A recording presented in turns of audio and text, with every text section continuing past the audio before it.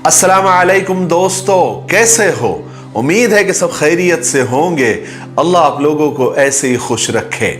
सरकार दो आलम सल्लल्लाहु अलैहि वसल्लम की पूरी जिंदगी पर बनने वाली वीडियो सीरीज जिसका नाम मोहम्मद सबके लिए है सल्लल्लाहु अलैहि वसल्लम, ये उसका 17वां हिस्सा यानी पार्ट 17 है। थोड़ा हम रिकैप कर लेते हैं कि हमने 16वें हिस्से में क्या सुना, लेकिन उससे पहले मैं आप लोगों से कुछ कहना चाहता हूं। बहुत सारे लोग इस सीरीज की वीडियोस देखकर उनके दिल में चंद सवालात पैदा हो रहे हैं और वो कमेंट सेक्शन में सवालात भी कर रहे हैं कि मौलाना ये कैसे हो गया, वो कैसे हो गया, हमने तो ऐसे सुना था, हमने तो वैसे सुना था, वगैरह वगैरह। और बिल्कुल ऐसे सवालात पैदा होना लाजमी है, वाजिबी है, हम उसकी कदर करते हैं। लेकिन मैं आप लोगों को बता दूं कि अभी सीरत पाक मुकम्मल नहीं हुई है, अभी बस बात चल रही है, यानी अभी बात मुकम्मल नहीं हुई है। तो मुझे ऐसा लगता है कि जब तक बात मुकम्मल ना हो जाए सवालात करना मुनासिब नहीं है, क्योंकि हो सकता है कि आपको आपके सवालात के जवाबात खुद ब खुद आने वाले पार्ट्स में, आने वाले हिस्से में मिल जाएंगे इंशाअल्लाह कि ऐसा क्यों हुआ था और वैसा क्यों हुआ था। क्योंकि सीरत पाक यानी आप सल्लल्लाहु अलैहि वसल्लम की जिंदगी एक समंदर की तरह है, बल्कि उससे भी गहरी और उससे भी बड़ी है। उस पर जितना बोला जाए, जितना लिखा जाए कम है। जबानें सूख जाएगी, कलम टूट जाएंगे, लेकिन सीरत पाक कभी खत्म नहीं होंगी। इसलिए थोड़ा इंतजार करें, बात को मुकम्मल होने दे। आपके सारे सवालों के जवाब मुझे लगता है आपको मिल जाएंगे। अगर फिर भी आपके सवालों के जवाबात आपको नहीं मिले तो हम आखिर के पार्ट्स में यानी आखिर के हिस्से में आपके सवालात के जवाबात का सेक्शन रखेंगे और आपके सवालों के जवाब इंशाअल्लाह आपको देंगे। वैसे मैं आपको बता दूं कि आपके जो भी वाजिबी और जवाब के लायक सवालात है वो मैं लिख कर रख रहा हूं। जैसे कल एक बंदे या बंदी ने सवाल किया कि मौलाना नमाज तो मेराज में मिली थी, फिर आपने कैसे कहा कि हुजूर अभी से नमाज पढ़ते थे? तो मैं इस सवाल का जवाब आपको अभी से दे देता हूं ताकि आपको पता चले कि हम आखिर में आपके सवालात के जवाब किस तरह देंगे। तो इस सवाल का जवाब यह है कि मेरे भाई या मेरे बहन, हजरत जिब्राइल अलैहिस्सलाम ने हुजूर को नमाज और वजू का तरीका बता दिया था। उस वक्त आप पर नमाज फर्ज नहीं थी, बल्कि सिर्फ तरीका बता दिया गया था। आप सल्लल्लाहु अलैहि वसल्लम जब चाहते नमाज पढ़ते थे, बल्कि बाज उलमा ने लिखा है कि शुरू में सिर्फ 2 नमाजें फर्ज थी, फजर की नमाज और असर की नमाज। फिर मेराज में 5 नमाजें फर्ज हुई, वैसे 50 हुई थी, लेकिन अल्लाह के रसूल सल्लल्लाहु अलैहि वसल्लम ने उसको कम करते करते 5 पर रखे और अल्लाह ने वादा किया कि जो 5 पढ़ेगा हम उसको 50 का सवाब देंगे। और कुछ उलमा ने लिखा है कि सिर्फ क़यामुल लैल यानी सिर्फ तहज्जुद की नमाज का ही हुक्म हुआ था। फिर एक बंदे या बंदी ने सवाल किया कि मौलाना उस वक्त हुजूर नमाज में कौन सी आयतें या कौन सी सूरतें पढ़ते थे, जबकि उस वक्त कुरान भी नाजिल नहीं हुआ था? तो मेरे भाई या मेरी बहन, उस वक्त जितनी भी आयतें नाजिल हुई थी, जितनी भी सूरतें नाजिल हुई थी, आप वही उनमें पढ़ते थे। देखिए मैं आपको बता दूं कि सीरत पाक के इन वीडियोस में अगर आपको जवाबात नहीं भी मिले तो हम अलग से मुकम्मल सवालात के जवाबात के वीडियोस बनाएंगे। आप अभी सिर्फ बेफिक्र रहें, अभी सिर्फ इत्मीनान से आप इस सीरीज के वीडियोस को देखें और सोचें और समझने की कोशिश करते रहें और शेयर करते रहें। उसकी एक वजह और भी हो सकती है कि हमने अब तक और आज तक सीरत पाक सल्लल्लाहु अलैहि वसल्लम या आप सल्लल्लाहु अलैहि वसल्लम की जिंदगी को शायद एक साथ नहीं सुना, हमने टुकड़ों टुकड़ों में सुना। कहीं बयान में सुन लिया, कहीं वीडियोस में सुन लिया। अब चूंकि हम मुकम्मल पहले से लेकर अभी तक यानी आखिर तक सुनेंगे और सुन रहे हैं, तो बहुत सारी नई नई बातें आपके सामने आ रही होंगी। लेकिन आप इत्मीनान रखें, आपके हर वाजिबी सवाल का जवाब आपको मिल जाएगा इंशाअल्लाह। बहरहाल हम आगे बढ़ते हैं कि हमने 16वें हिस्से में क्या सुना, यानी पार्ट 16 में क्या सुना। हमने सुना कि आप सल्लल्लाहु अलैहि वसल्लम को वर्का बिन नौफल, जो हजरत खदीजा रजी अल्लाह तआला अन्हा के चचाजाद भाई थे, उन्होंने आपके नबी होने की पेशन गोई की, और ये बहुत बड़ी बात थी क्योंकि वो बहुत बड़े आलिम थे। फिर हमने ये भी सुना कि कुछ दिनों तक वही का सिलसिला रुक गया था, जिसकी वजह से आप बेहद परेशान रहने लगे। फिर आपने गारे हिरा में 1 महीना इबादत की। फिर एक दिन वापसी के वक्त हजरत जिब्राइल अलैहिस्सलाम को देखा, जो जमीन और आसमान के बीच में कुर्सी लगाकर बैठे थे। फिर वही का सिलसिला शुरू हुआ। अब बहुत सारे लोग ये भी पूछ रहे कि वही क्या होती है, तो मैं उन सीधे सादे भाई बहनों को बता दूं कि वही अल्लाह के पैगाम को कहते हैं, अल्लाह के मैसेज को कहते हैं, जो हजरत जिब्राइल अलैहिस्सलाम के जरिए या कभी कभी दूसरे जरियों से भी अल्लाह तबारक व तआला अपने नबियों तक पहुंचाता है। फिर सूरह मुदस्सर की कुछ आयतें नाजिल हुई, और फिर हमने ये भी सुना कि हजरत जिब्राइल अलैहिस्सलाम ने वजू और नमाज का तरीका बताया। फिर आप सल्लल्लाहु अलैहि वसल्लम ने वो तरीका हजरत खदीजा को बताया। फिर दोनों नमाज पढ़ने लगे। फिर हजरत अली रजी अल्लाह तआला जो बच्चे थे, उन्होंने देखा तो सवाल किया। फिर आप सल्लल्लाहु अलैहि वसल्लम ने उनको समझाया कि ये अल्लाह का दीन है और ये अल्लाह की इबादत करने का एक तरीका है। चलिए अब आगे बढ़ते हैं। अल्लाह के रसूल सल्लल्लाहु अलैहि वसल्लम ने हजरत अली रजी अल्लाह तआला अन्हु को इस्लाम की दावत दी। फरमाया, ए अली, मैं तुमको इस्लाम की दावत देता हूं कि तुम उस एक खुदा की इबादत करो जो एक है, उसका कोई शरीक नहीं, और वो लोग गलत है, गुमराह है, जो लात और उज्जा को खुदा समझते हैं। हजरत अली रज़ी अल्लाह अन्हु ने फरमाया कि मुझे आप मोहलत दीजिए ताकि मैं अपनी माँ को बतला दूं, उनसे मशवरा कर लूं।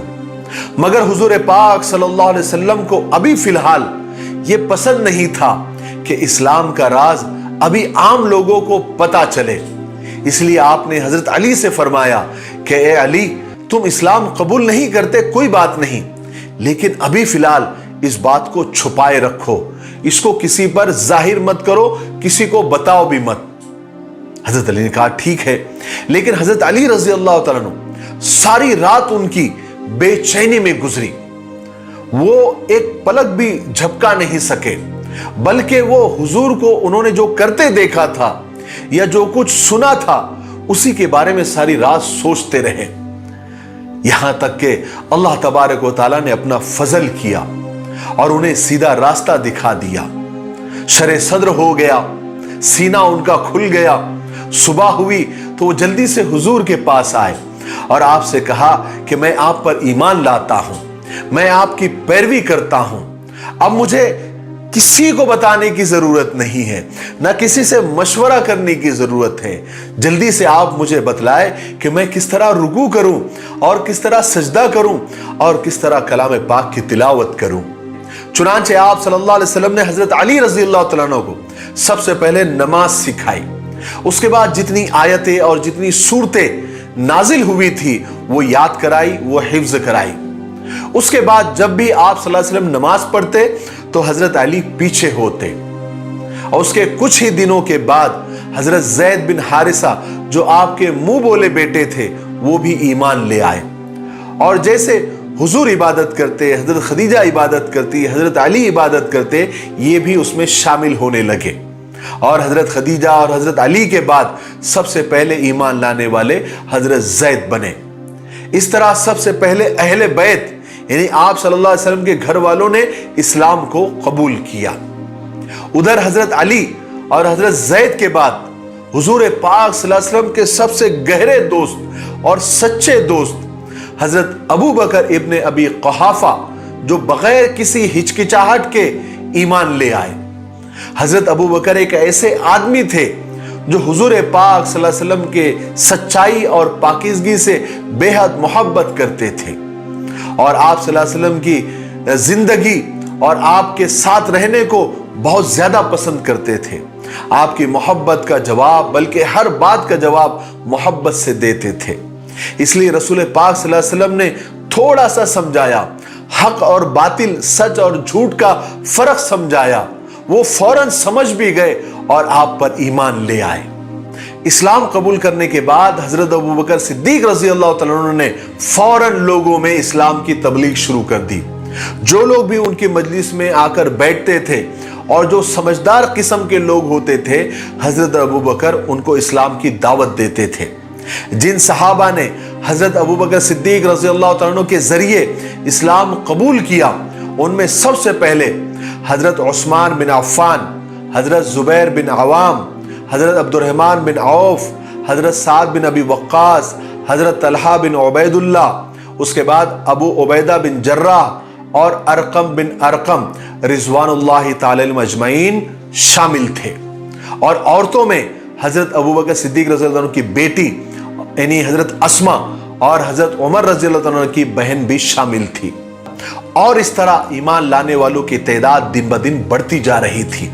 حالانکہ ابھی تک رسول پاک صلی اللہ علیہ وسلم نے کھلے عام اور کھلے طریقے سے تبلیغ اور لوگوں کو دعوت دینا ابھی تک شروع نہیں فرمایا تھا۔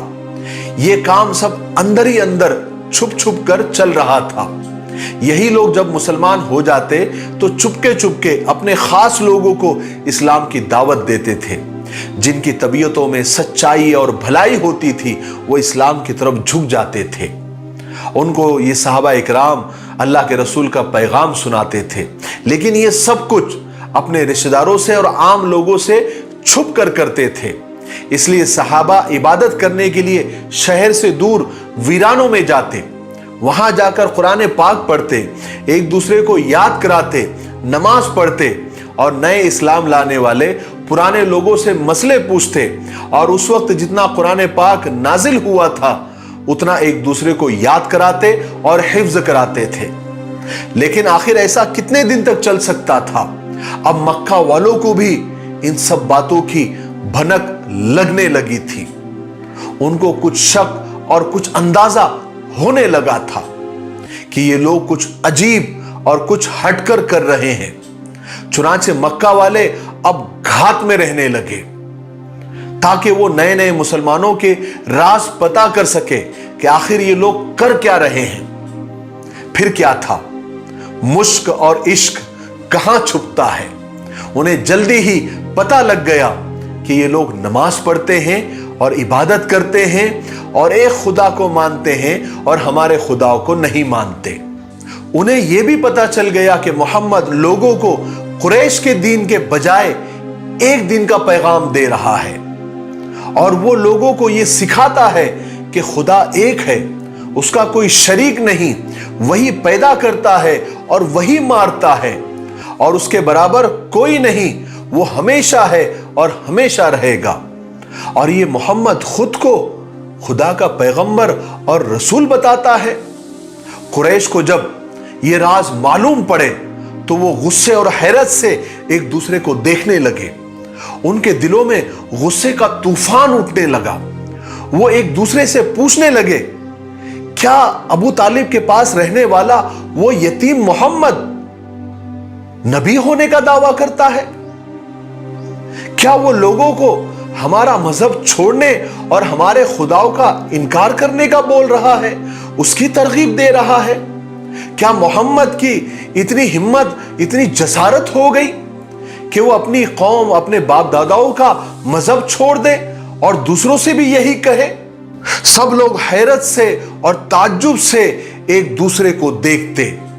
بعض لوگوں نے تو اسی وقت پورے یقین کے ساتھ کہہ دیا کہ محمد پاگل ہو گیا ہے، نعوذ باللہ من ذالک۔ اور کچھ لوگوں نے کہا کہ محمد کو شہرت اور عزت حاصل کرنے کی سوجی ہے، وہ مشہور ہونا چاہتا ہے، مگر ہم اس کا یہ خواب بہت جلدی توڑ دیں گے۔ اسی واسطے ان لوگوں نے اس بات کو زیادہ اہمیت نہیں دی۔ لیکن انہی میں سے کچھ لوگ ایسے بھی تھے جن کا دل اللہ نے اسلام کی طرف مائل کر دیا تھا۔ وہ اسلام کے بارے میں زیادہ جاننا چاہتے تھے، اس کی خوبیاں اور اچھائیوں کا پتہ لگانا چاہتے تھے۔ پھر وہ جب لوگ مسلمانوں سے ملتے، ایمان والوں سے ملتے، معلومات لیتے تو فوراً اسلام قبول کر لیتے تھے۔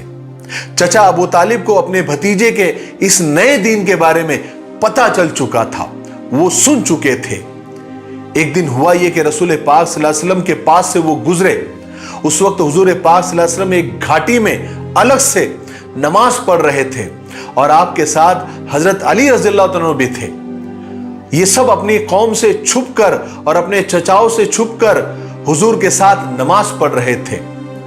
तो चचा अबू तालिब ने जब देखा तो पूछा कि ऐ भतीजे, ये सब क्या है और ये कैसी इबादत है?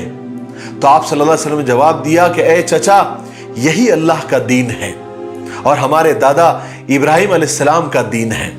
ऐ चचा, मैं आपको इसी दीन की दावत देता हूं, आपको इस्लाम की दावत देता हूं, आप इस्लाम को कबूल कर लीजिए। तो चचा अबू तालिब ने जवाब दिया कि ऐ भतीजे, मैं अपने बाप दादा के दीन को नहीं छोड़ सकता, मैं तुम्हारे साथ हूं और हमेशा साथ रहूंगा और तुम्हें कोई तकलीफ पहुंचने नहीं दूंगा, लेकिन मैं तुम्हारा दीन कबूल नहीं कर सकता। और इसी तरह दूसरे मौके पर चचा अबू तालिब ने हुजूर को और हजरत अली को सजदा करते हुए देखा तो उनके दिल पर बड़ा गहरा असर हुआ। चचा अबू तालिब ने अपने बेटे अली से पूछा कि ऐ मेरे बेटे, क्या तुमने ये दीन कबूल कर लिया है? हजरत अली ने फरमाया कि हाँ, मैं ईमान लाया अल्लाह पर और मोहम्मद रसूलुल्लाह पर सल्लल्लाहु अलैहि वसल्लम कि आप अल्लाह के सच्चे रसूल हैं। चचा अबू तालिब के साथ में उनके दूसरे बेटे जाफर तैयार भी थे। चचा अबू तालिब ने हजरत जाफर से कहा कि ऐ मेरे बेटे, अपने चचाजाद भाई के बराबर जाकर खड़े हो जाओ और उनके साथ नमाज पढ़ने लग जाओ और उनके बाजू बन जाओ और उसके दीन को कबूल कर लो। इस वक्त तक 25 या 31 लोग ईमान ला चुके थे। चचा अबू तालिब अगरचे इस्लाम नहीं लाए थे, मगर उन्होंने अपने दोनों बेटे यानी हजरत अली और हजरत जाफर को इजाजत दे दी थी कि वो हमेशा रसूल पाक सल्लल्लाहु अलैहि वसल्लम की हिमायत में और उनकी मदद में और उनके सपोर्ट में हमेशा खड़े रहे। आज के लिए इतना काफी है, इसीलिए आज हम यहीं पर रुकते हैं क्योंकि वीडियो ज्यादा लंबा हो रहा है। हम आने वाले 18वें यानी पार्ट 18 में सुनेंगे कि आप सल्लल्लाहु अलैहि वसल्लम ने किस तरह खुलेआम इस्लाम की लोगों को दावत दी, फिर लोगों ने क्या किया, क्या मामला किया, किस तरह सताया, किस तरह परेशान किया, किस तरह साजिशें की, लेकिन अल्लाह ने किस तरह आपकी मदद की। ये हम आगे पार्ट 18 में यानी 18वें पार्ट में सुनेंगे। तब तक मेरे लिए, पूरी उम्मत के लिए और पूरी इंसानियत के लिए खैर और भलाई की दुआ करते रहे। अस्सलामु अलैकुम व रहमतुल्लाहि व बरकातुहू।